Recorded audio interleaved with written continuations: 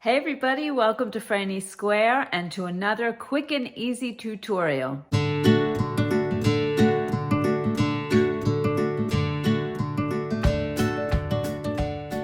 So if you watched episode 15 of the Show and Tell series, and if you haven't, I'll put a link here, go check it out. It is so much fun. But in any case, if you watched it, you saw that I bought this Go for Faux yarn, and I just love the feel of it. And I said I'd be doing a quick and easy tutorial. Well, I decided to make a hat out of it. And I made it in two sizes. You probably can't tell that much of a difference. This is in the chinchilla color, and it's one row shorter than the next one I'm going to show you, so you can decide how long you want to make your hat. These are so comfortable and so soft, and I think they're going to be so warm and so fast to make. These would make great gifts. I think I'm going to end up doing a matching scarf as well, and I'll put up a tutorial for that. So as I said, this hat is one row shorter than the other. So when you get to the round where we've increased to 18 stitches, after that I did 5 rounds on this hat. So this one I did 6 rounds after increasing to 18 stitches, and it covers my ears a little bit more. I don't know which I like better. I love them both, but I just wanted to show you to give you the option. I love this color. This color is called Husky. Now, Lion Brand is having a clearance sale right now, and their Go for Faux yarn is on clearance. The chinchilla color, I know, comes in the double-sized skeins, and they're on sale from $20.99 down to, I think it's like $7.35, something like that. I'll put a link below in the description. I don't know if this color's left. You may have to see if you can find it in a store. And then there are some colored faux furs also on sale, so you may want to check those out. Okay, so without further ado, grab your hook, grab your yarn, and let's get started. Okay, so for this project, you're going to need 2 skeins of the Go for Faux Thick and Quick yarn. This is the chinchilla color. I'll probably be making one of these in every color, so it doesn't matter. Okay, so you need 2 skeins of this yarn, an S 19mm hook, a pair of scissors, a yarn needle that'll fit this yarn, and a stitch marker. Okay, so let's get started. Okay, the toughest part about working with this yarn is that you're not going to be able to see your stitches. You're going to have to feel them. Also, the best part about working with this yarn is that you can't see your stitches. So you really cannot see any mistakes. It's almost impossible to make a mistake with this.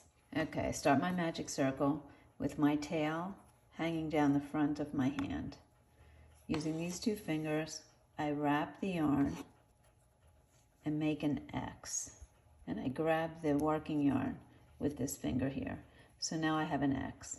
This piece and this piece. It's hard to see with the fur, I know. I'm going to go under this side of the X. I'm going to probably have to help it with my other hand there.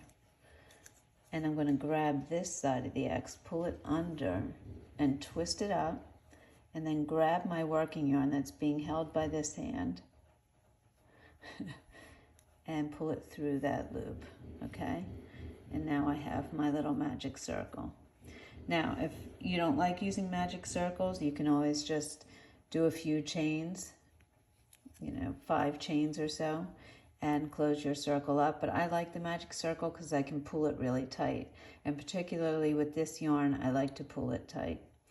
Okay, first I'm going to chain 1 here. Then I'm going to take my stitch marker and put it in that chain, just so I know where I started, because you are not going to be able to see any of your stitches. Stitch marker is key here. Okay, then I'm just going to single crochet into the center of the circle 6 times. 1, and I count my stitches every single row with this too, because I'm not going to be able to see them. 3,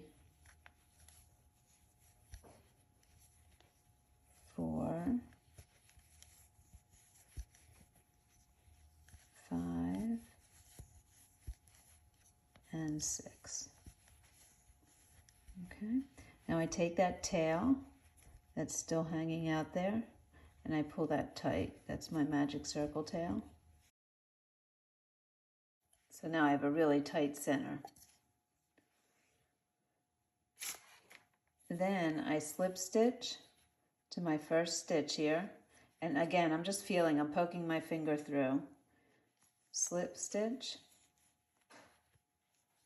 There we go. And I chain one. And I take my stitch marker out.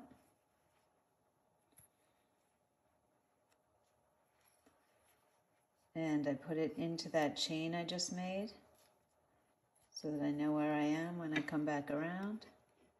There we go. Okay, so I have my first round, and it looks like this. You can see, you can't see stitches, but you can feel them.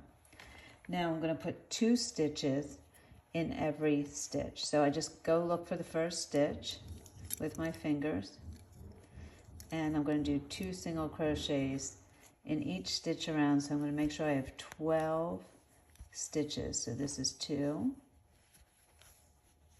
Then I move to the next space, feel it with my finger, 3. And you really can feel them, 4. And then I move to the next, 5, 6, and then next, 7, 8, and the next, 9. This is so much fun to work with. 10. Even though you can't see your stitches, it just feels so good. Here we go. 11 and 12. Okay, so I'm back to my beginning with my stitch marker. So I'm going to just slip stitch into that stitch, chain 1. I'm going to take that stitch marker out. And I'm going to just put that stitch marker in that chain that I just made so I know where I am.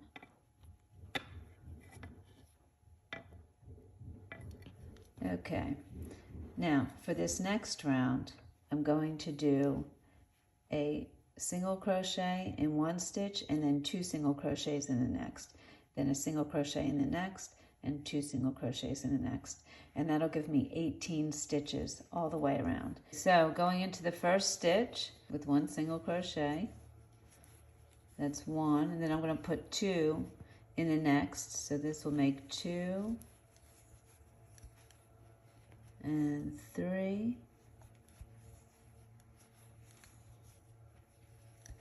and then a single in the next, that's 4, 2 singles in the next, 5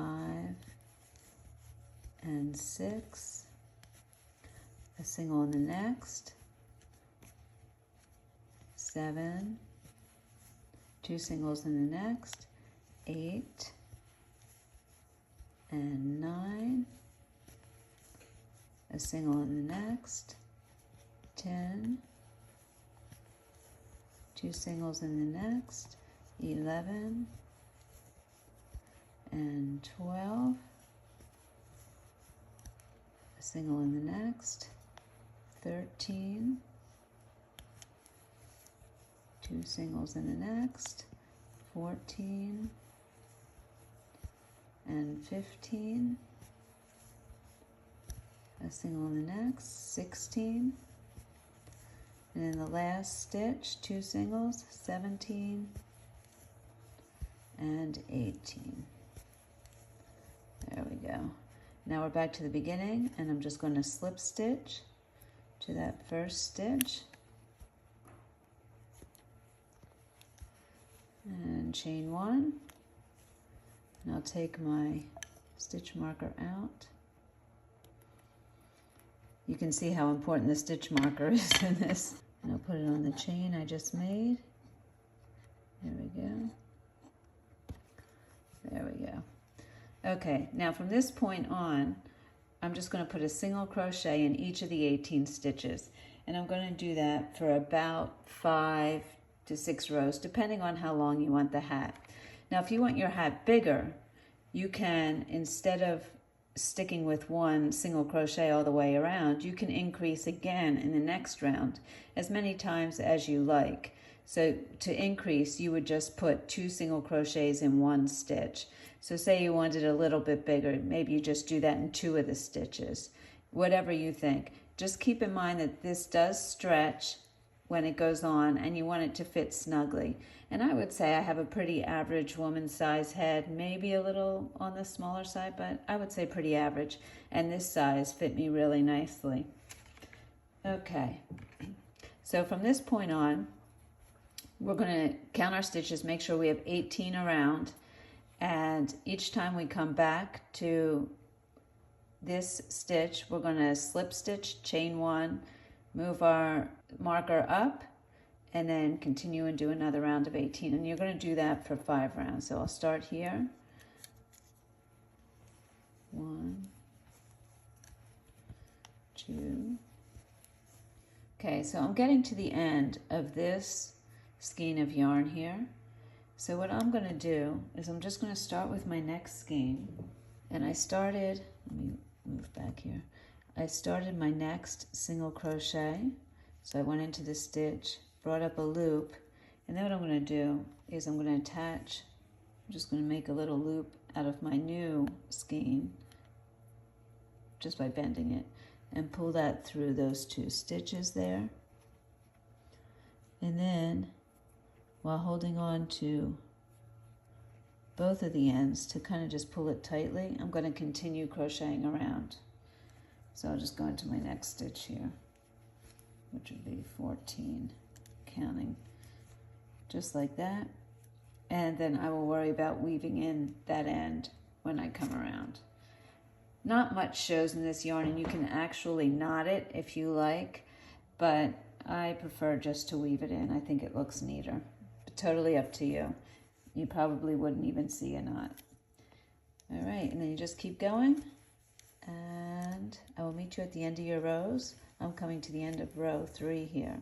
Okay, so here I am at the end of 5 rows. I have my tails that I have to weave in, but I'm just going to fasten off like I normally would. So I will pull through as if to chain and just snip that off.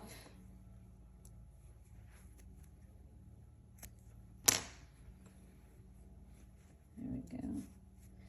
And I will weave in my ends. Just a note about weaving in the ends, I have this from where I attached the yarn. I just push it through to the other side with my fingers. It's so easy to do. And then turn it this way. And then I'll weave in the ends on this side. And I'll probably even tie a little knot between these 2 ends here. Just make it nice and tight, and then weave in from there. You really don't see anything. There it is on the outside. You cannot even see. Okay, I hope you enjoyed that tutorial. If you have any questions at all, please leave them in the comment section below or email me at franniesquare@gmail.com. As always, thank you so much for joining me. I truly appreciate it. Remember to make it your own, and I'll see you soon.